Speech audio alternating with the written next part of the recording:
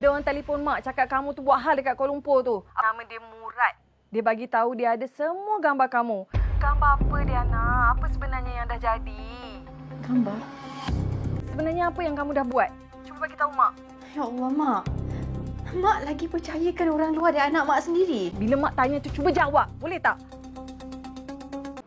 Sampai nak kahwin dengan Diana? Logiklah sikit. You cemburu You fikir you yang patut kahwin dengan I. You nak I tunjuk semua WhatsApp you pada I. So kalau I tunjuk pada Diana, you rasa dia nak percaya you ke percaya I? Nak berambus? Berambus. Ingat, jangan kontak Diana, jangan angkat call dia. Kalau kau buat benda tu,